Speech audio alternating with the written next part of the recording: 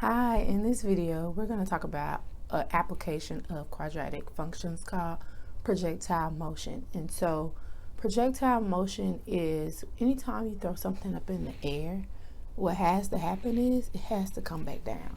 And so if you were like to throw a ball in the air, it would go up and it would come back down. And so this projectile motion, it follows what we call a parabolic path, which is the shape of a parabola. And since when we have a quadratic and you graph it, it's the shape of a parabola, then projectile motion is an application of quadratic functions. And so we're going to look at an application involving projectile motion. So let's look at this example. So example 1 says, a stone is thrown from a 100-meter cliff at an initial speed of 20 meters per second, at an angle of 30 degrees from the horizontal. The height of the stone can be modeled by the function h of t equal negative 4.9 t squared plus 10t plus 100, where h of t is the height in meters and t is the time in seconds after the stone is released. So the first thing we want to do is we want to determine the time at which the stone reaches its maximum height. So if we look at this function, because the leading coefficient, negative 4.9, is negative, that means this is a parabola that opens downward. So if it opens downward, the maximum is going to occur right here at the vertex. And so if we want to find the maximum, we need to find the vertex. So let's find the vertex using the vertex formula, which we learned from a previous video, which is h equal to negative b over 2a. And so b is the coefficient of t, and a is the leading coefficient. So that would be negative 10 over 2 times negative 4.9, which is negative 10 over negative 9.8.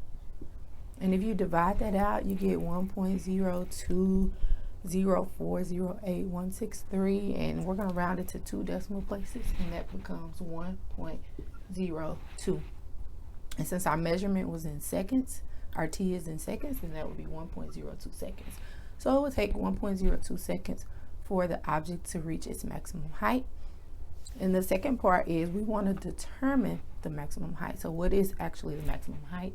And so we want to know what is the y coordinate, or in this case, the h coordinate at the vertex. And so in order to figure that out, we just plug in 1.02 into the original function.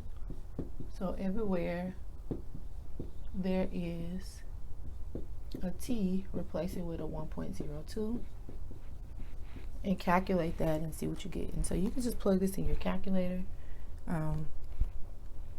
Negative 4.9 times 1.02 squared plus 10 times 1.02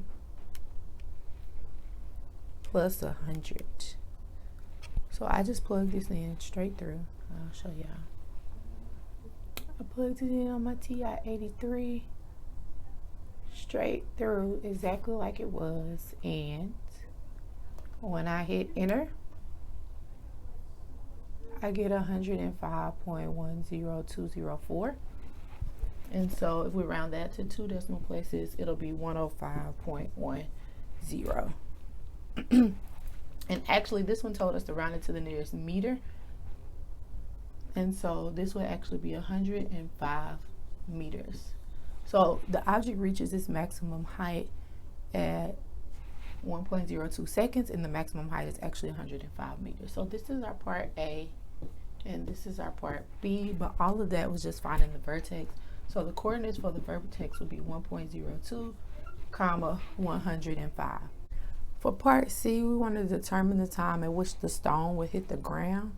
And so the object will hit the ground when the height is 0. So basically what you want to do is replace the height with 0. And you end up with a quadratic equation. And so you can solve a quadratic equation by using the quadratic formula. Do you remember it? It goes a little something like this. X equal negative b plus or minus square root b squared minus 4ac all over 2a. Now, we don't have x in this case, we have t. So it will be t equal negative b. Well, what is your b? Your b is 10. So t equal negative b plus or minus the square root of b squared minus 4 times a, our a is negative 4.9, times c, which is 100, all over 2a, and a is negative 4.9. And so once you plug all of that in, the rest is just a matter of simplifying. So you would get negative 10 plus or minus the square root of 100. These two negatives become positive, and so you want to do 4 times 4.9 times 100, and you get 1960 all over negative 9.8. And then you want to add 100 and 1960, and you get 2060 all over negative 9.8. Take the square root of 2060, and you get 45.387222287. And if you round that, I'm going to round that to 2 decimal places, to 45.38. We get t is equal to negative 10 plus or minus 45.38 all over negative 9.8. And so that gives us 2 separate answers. And I'm going to come over here and write in this space. The first one is t equal to negative 10 plus 45.38 over negative 9.8. So negative 10 plus 45.38 divided by negative 9.8. That gives us t equal to negative 3.61. That's our first solution, which we'll talk about in a minute. And the second one is t equal to negative 10 minus 45.38 divided by negative 9.8. So if you plug that in your calculator, negative 10 minus 45.38, and then divide that by negative 9.8, and you get 5.65. And so you get a negative answer, and t represents time. And so remember, you can't have a negative time. So that answer you will cross out, and then your only answer will be this one, 5.65 seconds. So your answer will be 5.65 seconds. That's a S. So that's how long it would take for the stone to hit the ground. So what do? We replaced h of t with 0.